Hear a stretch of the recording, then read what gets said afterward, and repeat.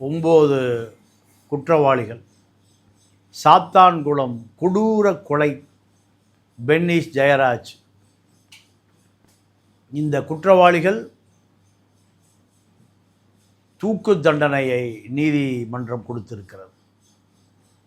இது போன்ற குற்றவாளிகளை கொடூரமாக இவர்களை இந்த தண்டனை நிறைவேற்றப்பட வேண்டும் என்பதுதான் அனைத்து தரப்பு மக்களின் தீராத கோபம்.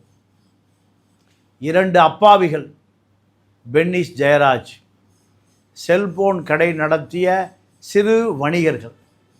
இவர்களிடம் சாத்தான்குள காவல்துறை ஏறக்குறைய 9 காவல்துறை ஊழியர்கள், காக்கி சட்டை மிருகங்கள், அவர்களிடம் செல்போன் இலவசமாக கேட்டிருக்கிறார்கள்.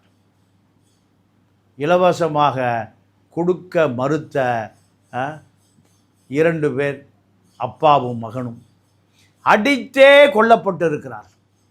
அவர்களுடைய மலத்துவாரங்களில் போலீஸருடைய லத்திகள் சொருகப்பட்டிருக்கிறது. 9 பேரும் 2 பேரை பிடித்து கொள்ள ரசித்திருக்கிறார்கள். இந்த கழுகுகள் மனித உடலை வேட்டையாடி இருக்கிறது.